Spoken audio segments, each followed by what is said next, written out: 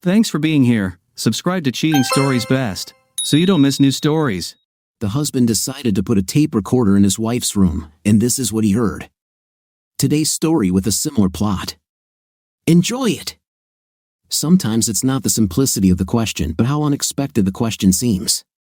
Doris, my wife of 23 years, just asked me, "Are you going to headquarters this month?" It seems simple enough.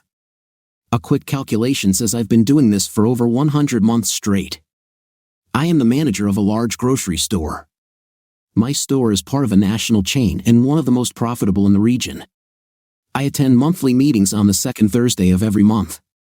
I am on a 7 a.m. flight and return on a 10 p.m. flight. It's a long day, but always full of meetings and presentations. We end the day with a team-building dinner.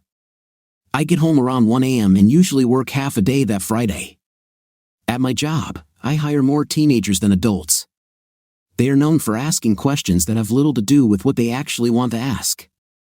Something like, "Will we have fresh food this Saturday?" is often followed a few minutes later by the question, "Can I take Saturday off?" This seems off topic, but Doris hasn't asked me about going to this meeting in at least 5 years. She knows I'll go, there's no need to ask. Why then did she need confirmation this time?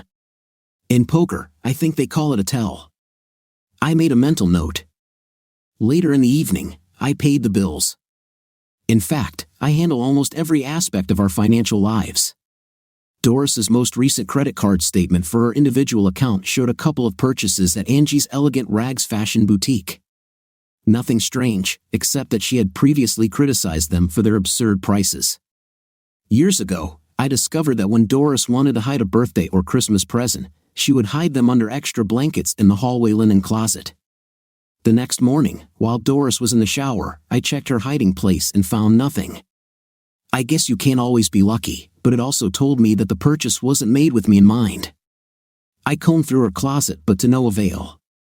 I almost forgot about that purchase until Friday after work. One of my chores was to inflate the tire on Doris's car. When I was looking for the compressor in her trunk, I found 2 bags from Angie's Elegant Rags. One bag contained a box of blue high-heeled shoes, the other, a light blue cocktail dress.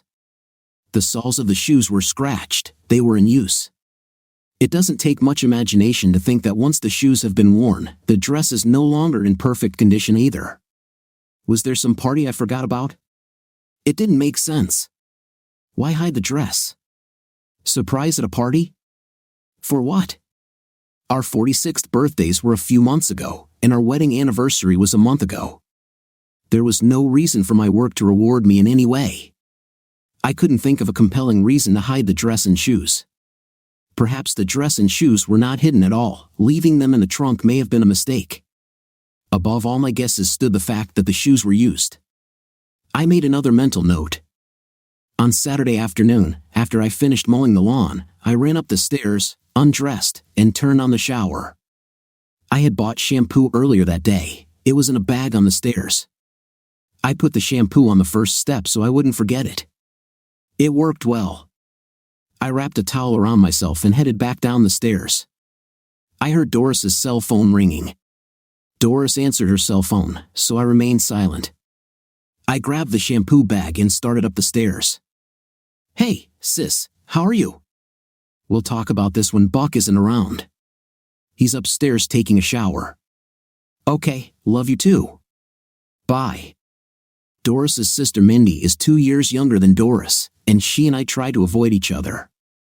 We used to get along, but after her divorce, she thinks all men are scum. I can't wait to spend time with her, and Doris knows it. It's not that she's mean to me, it's just that she has such a negative attitude towards men. Mindy has her own quirk, you never know what color her hair will be from visit to visit. I can't understand some of those bright colors. Maybe you're walking through the mall and you see someone with an ice cream and you think, I could probably look like that. I thought about this conversation while taking a shower. I never thought about spying on Doris. With 2 recent strange events and the tone of what I just heard, the scales tipped towards espionage.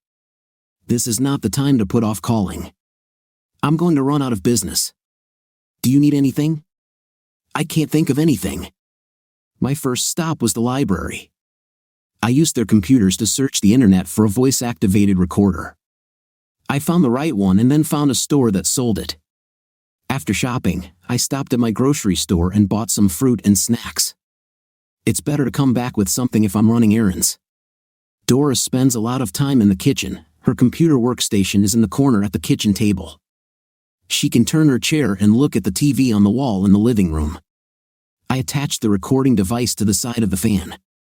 The fan needed cleaning, so this became my cover. My name is Buck. Counting the time we dated, Doris and I have been together for 25 years.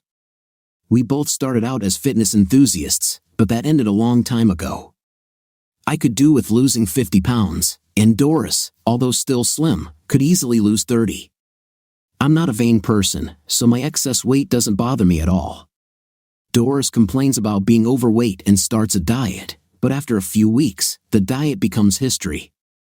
I'm busy with housework and my motorcycle. We spend many weekends with our neighbors. Doris reads books and watches a lot of reality TV. I could never get into those TV shows. Doris works as a receptionist at a hospital. Our only child, Jason, married Kelly a year ago, and we are proud grandparents to Jared, who is 6 weeks old. When Kelly returns to work in a few weeks, Doris plans to start daycare to save them on childcare costs. Doris plans to reduce her hours at the hospital. She keeps the money she earns for her personal fund. When we first got married, Doris and I were like stereotypical newlyweds. We had a night in the morning or evening or both. This went on for several months until Doris discovered that she was pregnant. Perhaps typically, the intimacy began to wane and never returned after a few months. For the next 20 years, we had an intimate a couple of times a week. Over the past few years, the frequency has decreased to once a week. I tried to broach the subject. Doris, don't you think we should see a marriage counselor or something like that to see if they can help bring energy back into our love life? I think you're overestimating. Don't you still get it at least once a week? Yeah, but it seems pretty mechanical right now. I'm just trying to find a way to make it romantic again. We don't need some psychiatrist smirking at us. We're fine the way we are. I'm going shopping, that's all. As we stand, it's hard to imagine that all married couples go through this. We used to go to flea markets or the zoo, but now she sits and watches her recorded TV shows. I ride a motorcycle to pass the time. Doris used to go with me, but that was also several years ago. We live together, and that's it. I thought that when Jared showed up, things might change. It must have changed since Doris spends a lot of time at Jason's. About a year ago, after at least a couple of years of being together, I visited a divorce lawyer. She stated the facts. I had to pay Doris a significant allowance. Although I asked the lawyer to draw up the paperwork, I ultimately decided that perhaps I was overestimating the situation. I really didn't want to hurt Doris. I just wanted my life back, living with someone who enjoyed their time with me. I put the divorce papers on my desk. I haven't brought this up with Doris, but living with someone who acts like she'd rather be somewhere else is getting hard to bear. I think it started when Jason left for college. She seemed lost in the empty house. I don't think she cheated on me, but I trusted her completely at the time, so I could easily ignore the red flags if they were flying. Obviously, these recent events have caused me to question my unconditional trust. What kept bothering me was that I had so many opportunities to change, and I remained completely faithful. The store has many regular customers, and many of them are single, widows, and divorcees. I was winked at, groped, and even propositioned, but I survived it all. I just assumed that Doris saw in me what I saw in her and would never leave. Reality is offensive. I found this great little voice-to-text tool. I insert the memory card from the recorder into my laptop and launch this tool. It downloads everything and creates a text file. I can then quickly review the results and see if there is anything alarming. The only downside to where I place the recorder is that I need a stool to reach it. I have to wait until Doris goes to bed before reviewing the day's notes. Many words were translated incorrectly, but I could understand the general meaning of the conversations. My concerns grew when Doris spoke with Mindy again on Tuesday. "Hey, sister, how are you?" "Okay, no, not yet. Probably within the next hour and a half." No, I think so. It's so boring here." I don't care about him anymore. Maybe next week. Bach has a month-long trip to head office. He'll be out Thursday night. Yes, I work with him. Katie was with him. She says he's normal, you know. There, probably just this one time, just to spice up my life. Why do you care? You don't even get along. He'll never know. He might even like it if I learn a few tricks. You have your own opinion. Mindy seems different. I hear the garage opening. I need to go. Love you too, sister. Bye. My gut's twisted. I didn't know anything, but the hint tore me apart. I searched the internet for a private detective. I drank about 6 ounces of whiskey and fell asleep on the couch. Good morning, dear. Why were you sleeping on the couch? My stomach was bothering me. Damn, look at the time. I have to hurry, I have an early meeting. I had plenty of time and didn't have a meeting, but I couldn't even look her in the eye. After several calls in the morning, I spent the afternoon meeting with a divorce lawyer. I reviewed our family financial situation with her. She suggested that I quit or take a sabbatical. Everything else would be divided in half. I'll use the trip to headquarters to quit. My lawyer also gave me some good advice about banking and investing. I spent the afternoon doing some of these things. I checked at Angie's, and they don't sell used shoes. Any love I had left was leaking out like air from a nailed tire. Doris, look at these printouts. These are charges on our joint credit card. I have been informed that our account has been compromised and will be canceled. New cards will be mailed. We need to figure out which of these charges are not ours. From now on, use your own credit card. Are we going to have to pay for purchases we didn't make? No, that's one of the good things about credit cards. If it's not your purchase, you don't pay. Of course, since I made up this nonsense about the call from the credit card company, all the payments were ours. I cut our common cards. Doris, I read online that sometimes when they have your credit card, they can also access your bank account. What do you think about transferring all but $100 into a savings account? These accounts are not connected since they are in different banks. Do you think so? You know I don't spend much time on our finances. Do what you need to do. Our savings account does not have an ATM link. I made the changes electronically and then waited until Doris went to bed. Over the next few days, nothing noteworthy was found on the recorder. There was someone else in the kitchen on Monday night. I found the appropriate place in the recording and listened. It was Mindy and Doris. This is unexpected. Did you have business on this side of town? Dentist appointment. Thought I'd pop in and try to revive you one last time. Sorry, sister, I'm fed up with this life. It's time for a change. I had lunch with him today. Damn, you're an idiot. What if Buck finds out and files for divorce? This will be a one-time thing, dinner, dancing, and who knows what else. I'm looking forward to having lunch with him afterwards. Don't do this. I've been on the other side of this crap. Don't do this. I have to go. Traffic through town could be a problem. I'll call you tomorrow. Okay, be careful. I think that's it. I sent an email confirming a meeting with a private investigator and another letter to my lawyer to update the claim. At lunchtime on Tuesday, I assigned a private investigator to keep an eye on Doris throughout Thursday. Once he is sure that she is heading to her lover's house or hotel, she will need to be served with a summons. After work, I stopped and looked at a few places for long-term stays. Doris was annoyed when I came home 2 hours late. Isn't your phone working? Your dinner is cold. Heat it up yourself. She disappeared into the bedroom. I left the food on the stove. I had bought some fast food earlier. I have made a list of people to call, things to say, and various minor things to do in a divorce. On Tuesday, the recorder again showed one side of the conversation. Hi, sister. What's new? You sound like a stuck record. It'll be a one-time thing. That's what I told him. Well, maybe you're right, and I'll like it and change my mind. I guess that's the risk I'm taking.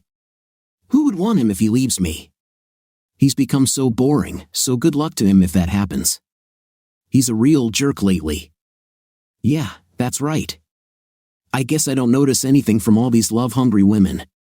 Maybe I really am. We'll talk later.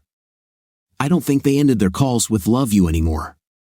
Looks like things are getting pretty tense. My opinion of Mindy has definitely changed. Wednesday night, after a quiet dinner with Doris, I packed. There has been no hugging, kissing, or night since the discovery was made last week. I'm no longer surprised that Doris is emotionless. I left an hour earlier than usual on Thursday morning, long before Doris woke up. During the drive to the airport, it occurred to me that I might never sleep in this house again. While waiting to board, Doris called. You left before I woke up. Early flight this time. No, I had to stop by the office. What are your plans for the day? I work until 4 o'clock, and then nothing. I'll probably watch recorded shows. Are you still coming back on the night flight? Yes, they're starting to board. See you later. I pressed the end call button without waiting for her last words. This week, I registered for a new phone. I was going to cancel our phone bills as soon as the paperwork was served. I used the airport wait time and flight time to copy everything from the old phone to the new one. It's so easy now, just keep them together and choose a few items to transfer everything. At headquarters, things went much better than I expected. I was put on indefinite academic leave. If I return to work, I will retain my seniority and rights to pension savings. For the reason explained, they did so immediately. I offered to mentor my successor if they wanted. I was on pins and needles waiting for the detective's report. At 6, I called Doris. Hey Buck, how was your day? Very good. What's new at home? Not much, really. Boring day. When do you need to be at the airport? I'm heading to dinner with colleagues and then straight to the airport from there. Same procedure, different month. What are you going to do tonight? Just eat the leftovers and watch my TV shows. Well, have a good time. You know I love you. We'll talk later. I love you too. Since I was no longer working, I didn't go to dinner with my colleagues. I stopped and ate some healthy fast food. The first message from the detective came while I was eating my salad. The target is on the move. So much for I love you. I called my home phone and left a message. What's happening tonight? I called Doris's cell phone, but it went to voicemail. What's interesting going on tonight? After dinner, I headed to the airport. I walked around the boarding gate restlessly, full of anxiety. I desperately wanted to know if I would have a wife or a new life. My text signal rang almost simultaneously with the call from Doris. I left the call unanswered. The text was from the detective. Target failed. I wasn't listening to Doris's voicemail when I received her text. Buck, please don't do this. I haven't cheated on you yet. It's perfect. More, this is why I'm getting a divorce. I took a photo of the text with my new phone, then called and canceled our cell phone bill. I also canceled our cable TV. This effectively removed our home Wi-Fi. The private investigator sent a video to my email with today's events. The first part of the video shows Doris leaving the house in her slinky blue dress with matching heels. Now everything becomes clear. Her first stop was a pharmacy, then she went to a hotel near the hospital. After a short wait, she was greeted in the lobby by a man who was 10 years younger than her. Drinks and dinner with touching and caressing hands, several dances with freedoms allowed and accepted. They gathered their coats and headed to the elevators. As soon as they reached the door of their room and the man inserted his key card, my man approached. Doris Eckerman, you have been served with a subpoena. Mr. Bennett, you will be served with a claim for alienation of affection. If you are married, your wife will receive copies of my report along with photographs and videos. I hope you have a pleasant evening. Doris tore open the envelope while the man stood there looking stunned. When Doris realized what was in the envelope, she collapsed to the floor. I've also included the full texts of the conversations from the kitchen. Doris was screaming something, but I couldn't make it out. The video ended. I used my new phone to call my son and tell him my new number. I informed him that I was divorcing his mother due to her infidelity. I asked him to keep my new number secret as I didn't want anyone else to know it. He reluctantly agreed. My flight home gave me the time I needed to lower my blood pressure. It really takes over your body. I didn't expect to be met at the airport. As I entered the arrivals area, I heard my name. Doris ran up to me. I dodged her attempt to hug me. She no longer had her blue outfit on. Buck, please, I love you. Don't do this. Can we talk about this? What? I don't even deserve a blue dress and heels? I guess you save those for your lovers. I'm sorry, Buck. It's not like that. I shouldn't have changed. I mean, I shouldn't have worn this. I'm so embarrassed. I'm sorry I shouldn't have. Doris, this is not the time or place to talk. Go home. I'm going home too. Are you going straight home, or do you need to stop somewhere for more experiences? Buck, I'm sorry. I'm going straight home. Again, I had to push away her attempt to hug and kiss me. I didn't lie. I was heading to my house. This will be my new long-term home. It took me a lot more whiskey to calm down. My son woke me up around 6 a.m. Dad, Mom is crazy. Just call her. Don't drag me into this. Okay, Jason. Sorry about that, son. Talk to you soon. I used the hidden number feature to call Doris at home. Our old mobile phones were turned off. Hello, Doris. This is Buck. Get a lawyer and have him contact my lawyer. Damn you, Buck. I was worried that something had happened to you. It's a little late to worry about me, Doris. I'm tired of being taken for granted. Get a lawyer, and I hung up. It's very strange to wake up without work. I walked a few blocks to the cafe. The weekday special was perfect for me. After breakfast, I told my lawyer and the private investigator my new phone number and address. My lawyer called shortly after noon to tell me that the bank and brokerage accounts had been frozen. She advised me to drop the alienation of affection claim because we had no evidence of any intimate activity. The private detective sent an additional letter. The man involved was single, although he lived with his girlfriend.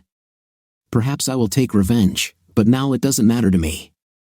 They worked together, so I could cause problems at the hospital if Doris objected to the divorce. We will both need cash for ongoing expenses, so the lawyers will have to negotiate a fair amount and frequency for these payments. I filed a claim to split the costs of the house and my current residence. If Doris wants to move out of the house, we can sell it faster. I will pay for my place, and she will pay for her living expenses. My suit based on treason will not last. I did it for shock effect. I spent my first day of freedom crossing items off my list.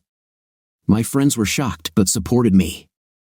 My mother, the eternal optimist, was for reconciliation. I told her I would do it as soon as she grew wings. With a low-paying job, no cash, and a low-limit credit card, Doris faced a difficult time. I called to talk to Jason, but Kelly answered. How is my beloved daughter-in-law? It's sweet, really sweet. Not only am I your favorite, but I'm also the one you hate the most. Do you have any idea how many times Doris called? She's acting incoherent, sometimes screaming, sometimes crying. Now you are truly my favorite. I am glad that she is suffering. This is just a small part of what she put me through. I don't think I want to know, but I'm not an idiot. Is she having an affair? Not only are you beautiful, but you're also smart. My detective ambushed them last night.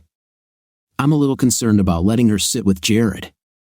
I can't make that decision for you. I'd love to meet you for dinner, not necessarily tonight, but I have a full calendar right now. I'll talk to Jason. Is this a good number to call you back? Yes, it is.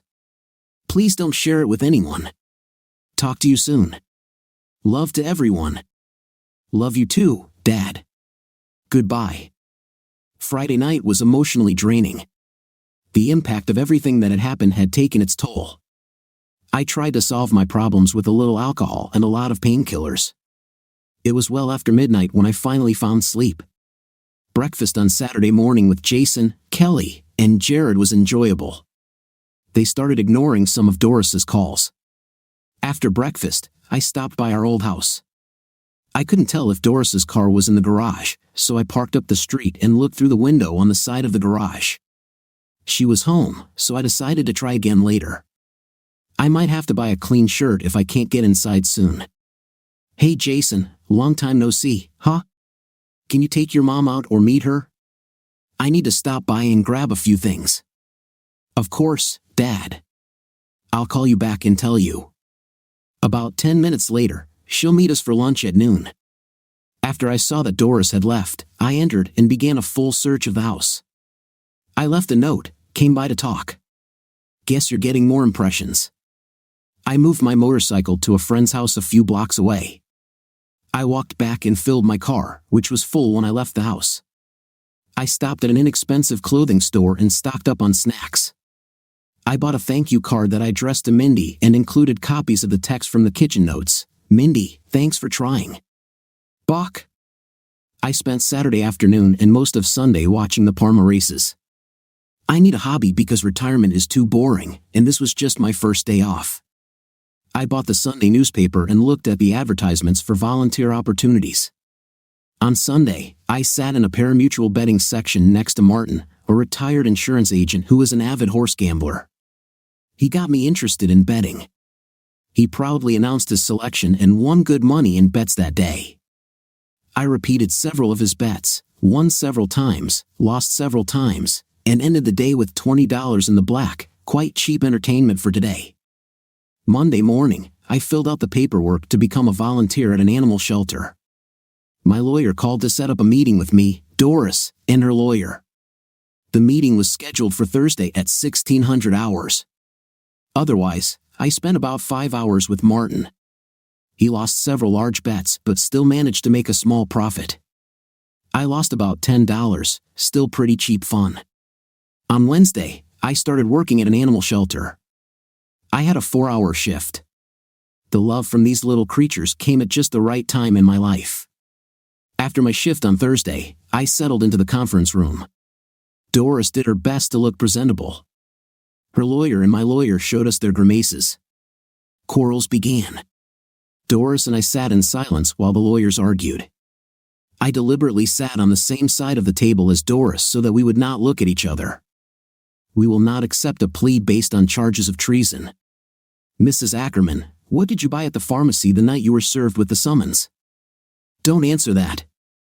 It should be changed to irreconcilable differences. We'll take that into account. Anything else? You didn't include child support." "Good point. Since Mrs. Ackerman is the only one working, I propose that Mr. Ackerman receive 25% of her net earnings." Doris exploded. "No way. He has a great job. A few weeks off won't change that. Mr. Ackerman did a great job. He is currently unemployed, and that was before Mrs. Ackerman received the subpoena. We propose to remove the mention of infidelity and agree to no alimony from both parties if this agreement is filed with prejudice. Can I have a few minutes with Mrs. Ackerman?" We left the conference room. I watched Doris twist and turn in her chair. She needed a few wipes before we were called back. "We have several conditions. First, if Mr. Ackerman finds gainful employment within the next 12 months, the issue of child support will be reconsidered. We want to eliminate the request to share the cost of Mr. Ackerman's home. He is always welcome in his home. The home will be immediately offered for sale, and upon sale, the proceeds will be divided 60-40 in favor of Mrs. Ackerman. We request that the savings account be divided equally and paid immediately. Can I have a few minutes with Mr. Ackerman?" They left the conference room. I quickly calculated the cost of the house. We had about $300,000 in net worth. If it comes to me, I can refuse $30,000 if I agree. We decided to accept the offer with conditions. We agree with this, with one exception. Until the house is sold, Mrs. Ackerman will bear all expenses for the house. If the house does not sell within 6 months, it will be put up for auction. After a few whispered comments, an agreement was reached. As I was about to leave, Doris asked, "Buck, would you stay and talk to me?" "Doris, as soon as the documents are signed and sent, I will meet with you." I should have felt great that everything had gone so well, but I sat alone in my room, sipping whiskey in the dark. I thought about how many people would change their minds about marriage if they knew how much it hurts when a marriage ends. The next morning, the animals made me forget everything. I really enjoyed spending my days betting on horse races. Martin enjoyed sharing his approach to analysis. I won a triple parlay, which brought me just under $200. What a thrill! The loneliest time was after dinner and before bed. I listened to music and read books. Sometimes I bet on horses online. You can get really excited about this because they offer horse racing all over the world. I visited pubs, but I felt so out of place there that I just went home. On Monday, after my shift at the shelter, I went in and signed an updated petition for divorce. I texted Doris, dinner at our favorite pizzeria. What time is best? Almost immediately, the answer came, at 6 o'clock. I did SOSO at the races that day. Martin scored a 64-3200S. He spent $240 on the ticket. You need to spend money to make money. $24 is the biggest bet I've ever made. I wasn't feeling well as I sat across from Doris. Makeup couldn't hide her exhausted look. Bach, please let me speak without interrupting. I'm sorry. I'm so sorry, and I'm not saying this because I was caught red-handed. I've thought a lot and realized what a jerk I had become. I tried to find a reason. As soon as there will be money from the sale of the house, I intend to seek psychological help. I never meant to hurt you. These printouts clearly show how cruel I was. You have the right to blame me. My heart is broken. I cry every night. Please try to find a way to get us back together. I love you more than ever. Doris, tell me about the blue dress and heels. Looking stunned, she replied, the dress? I bought it for the night. Why is that important? I was silent, not looking at her. I pulled out a photo of the first message from Doris and showed it to her. Doris, what does it say here? Bach, please don't do this. I haven't cheated on you yet. You couldn't have said it any clearer. In your mind, going on a date to have an intim is not cheating. How did you put it? You have your opinion, I have mine. Even if we get back together, it still means that not if but when you change, your inner essence speaks for you. I'm not going to wait until you find out that I'm boring again and you need to cheat. Who I am, what I have become, and what I am likely to be are incompatible with who you are, what you have become, and what you are likely to be. I believe you were honest when you said you don't care about me anymore. We were living a lie. You stopped loving me years ago. Your words and actions clearly show the image of a person who cares only about themselves. You weren't worried about us anymore, only about yourself. Just because you're broken now doesn't make me any more interesting. I threw the divorce papers that had been prepared 2 years ago in front of Doris. I thought about asking you for a divorce a couple of years ago, but I decided I didn't want to hurt you. Isn't it funny? Well, you cleared that obstacle. You gave me the kick I needed to do what was right for me. The time for tears was when you rejected my offer to help. I hope you find what you were looking for. I gave her a chance to deal with me honestly. I found the dress and shoes about a week before you received the summons. The shoes were already worn. I asked Angie, and they told me they don't sell used shoes. My conclusion is that the dress was also worn. Goodbye is too good a word, so I'll just say goodbye. We wasted our money on this pizza. Doris sobbed, burying her face in her hands. I paid the bill and left. I bought a few more bottles of whiskey and was ready to calm myself down again.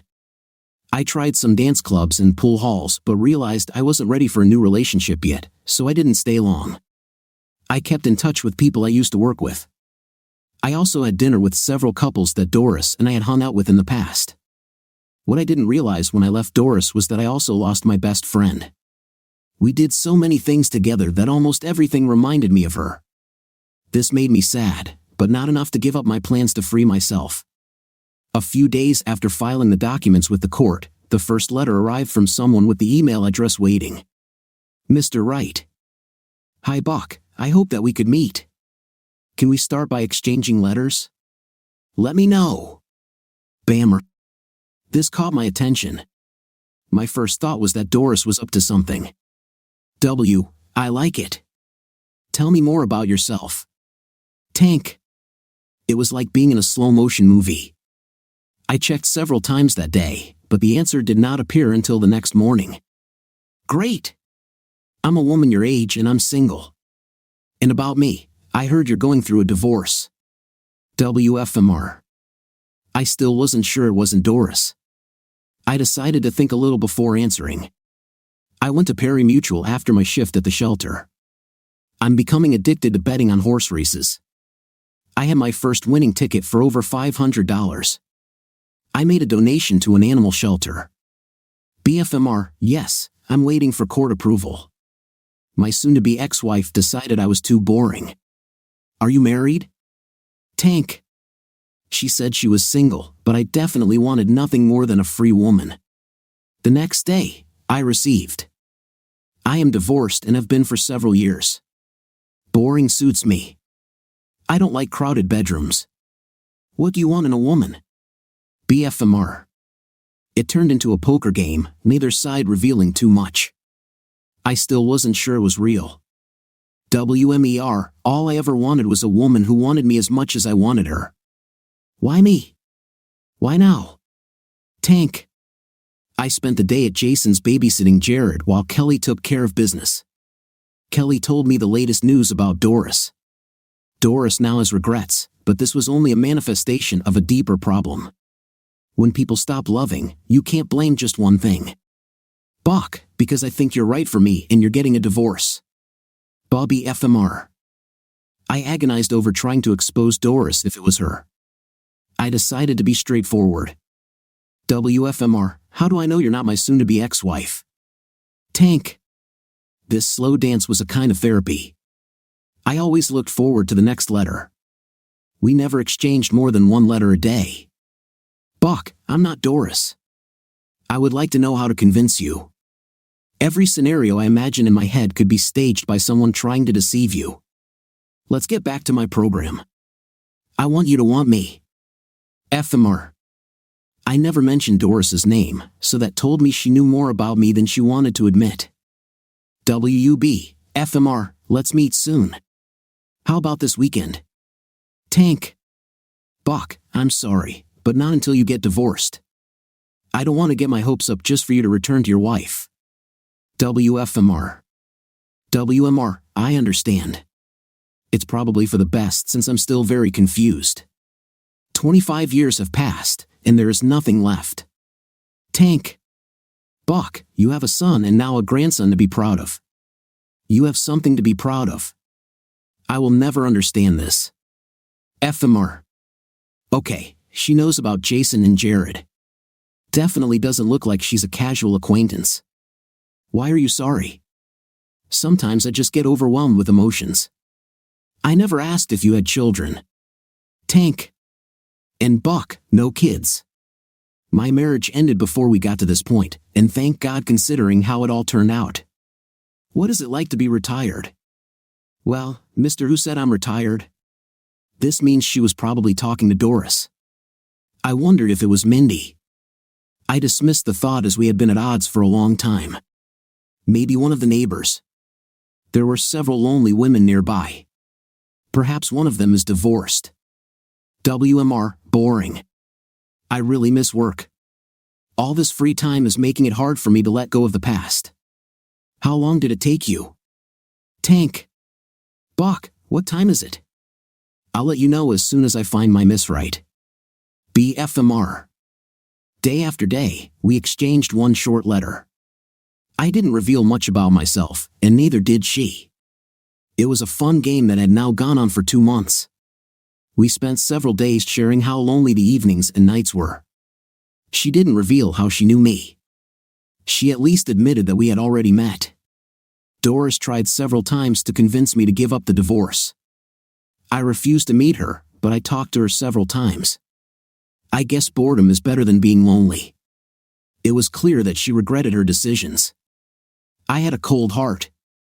The next letter made me think it would be worth seeing where this goes. I decided to speed up our little postal dance.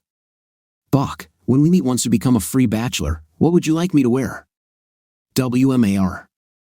Mar, in something that would look good on my bedroom floor. Tank. The next day, an email arrived consisting of a series of emoticons, smiling, embarrassed, winking, and then, I can arrange it. How long do we have to wait? FMAR. FMAR, the tentative hearing date is in a week on Wednesday. I can't wait to find out who you are. Tank. It took almost 90 days to get through the courts. I numbed myself the night it was approved. The pain is difficult to describe despite the joy that it was all over. There was a burning sensation that reminded me of the price I paid for it. Buck, welcome to the ranks of middle-aged bachelors. When can we meet? WEMRWME. You know my schedule. I will also look after the baby on Friday evening. Tank. The next morning. Morning, Buck. I went to the races but changed my mind. I'll try again on Saturday.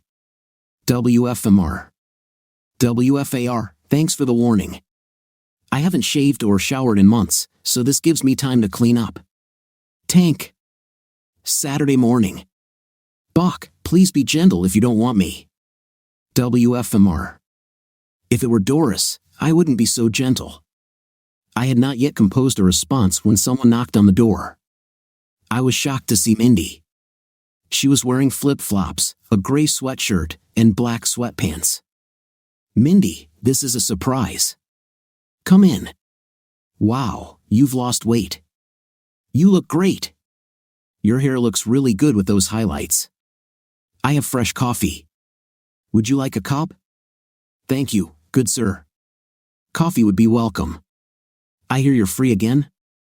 It turns out that yes. What brings you so early on your day off?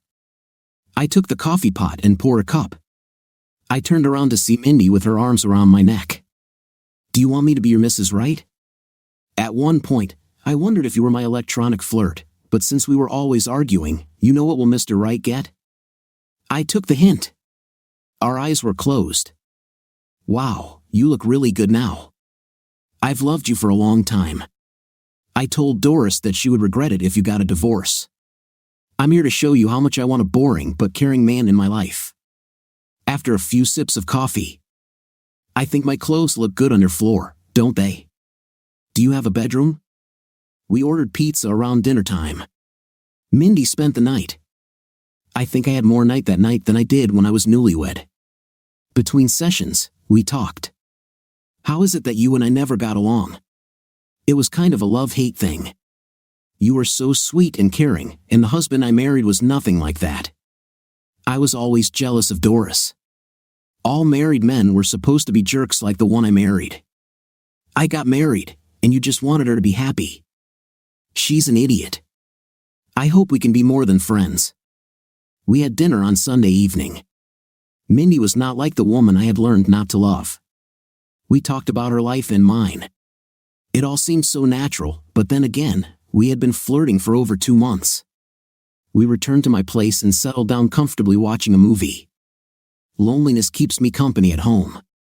I thought maybe you'd bring your loneliness to me, and while they're getting acquainted, we can sneak into my bedroom. You can stay as long as you want. I accepted her invitation, and we have been together ever since. We were tested for STDs together. When both tests came back clear, we started having an intimate without a protection. Having a partner who wanted to please and enjoyed it made night fun again. Mindy came up with one of the best decisions we've made. Buck, before this gets too serious, I'd like us to go through counseling. I'm willing to work on our relationship. I want to understand what you've been through, and I also want you to understand what I've been through. I will. All I need is for you to be mine. I love you, Mindy. I think this is a great idea. I love you too. It helped me understand Mindy's divorce and her bitter attitude. This helped Mindy understand my situation more. Moreover, it helped us find signs of when we were annoying each other. I need to remember that Mindy is not Doris, and Mindy needs to remember that rebound romances can be very difficult if the recently injured person is not given enough time to recover. I never once thought that the psychologist was making fun of us, and after one particular session, it led to the best intim of my life. Buck, it's time to tell us what you found out about Mindy. I learned that behind that mask of bitterness lies one of the most loving and caring women a man could want. Mindy called in sick the next day and wore me out. As for her family, everything became clear one night when Mindy received a call from her mother. Mindy seemed calm for the rest of the conversation. Let me make this easier for you. Never call me again. It's clear. And she hung up. What was it? Mom isn't sure if she can handle it. She said Doris will never talk to me again. I don't care if I never hear from them again. Let them live for years struggling with loneliness and depression. I found what she wanted, and they can go to hell. I didn't understand her mother's attitude. She had one divorced daughter immersed in loneliness and another married to a boring man. It's not like he's another boring man. It seems nothing has changed. I used my cell phone to call Mindy's mother. Hello, Buck. What do you know about Doris's lovers? You know, the ones I found out about before I divorced her. She fell silent. Speak, I can't hear you. I did not know about it. Well then, shove your speech somewhere else. I hung up. Mindy smiled as I hugged her.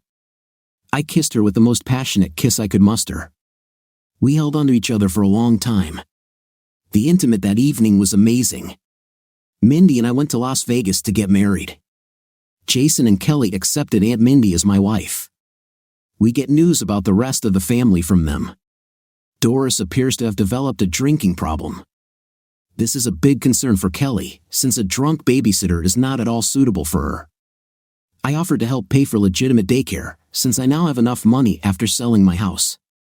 I fell short of my goal of 12 months without child support. They opened a new store, and I accepted the position of store manager. Doris will receive some money over the next 18 months. Mindy made my decision easier. I started making monthly donations to the animal shelter. Mindy started volunteering there on weekends with me. I still play the horses, only now from the comfort of Mindy's living room. This turned out to be much more difficult than Martin made it seem. Mindy's mother tries to convince Mindy to return to the family. Mindy says it's too early, but maybe in a year she'll feel differently. Doris sent letters to both Mindy and me. Mine was 8 pages long, and Mindy's was longer. Mindy took hers into the bedroom when she started crying. I really wasn't interested in what Doris wrote. Buck, do you mind if I start talking to Doris again? You know I would never get in your way. She did get through to you, didn't she? Not just a little. She told me that if I ever broke your heart, she wouldn't forgive me. Have you read her letter to you? No. If I start opening this wound and it starts bleeding again, who am I going to blame? Call her. Start building a relationship. I'll go for a walk around the block. They communicate regularly now, but I don't want anything to interfere with my relationship with Mindy. Mindy has become my new best friend, and we spend very little time apart. She likes motorcycle trips. Loneliness doesn't seem to like me staying with Mindy and seems to have gone away. I heard that it may have found a place in Doris's apartment. What do you think of our story today? In my opinion, the husband of the protagonist does not deserve such an attitude to himself. He did not need to tolerate all this, and immediately without hesitation to file for divorce without pre-merit. What is your impression? Write in the comments. Until new videos.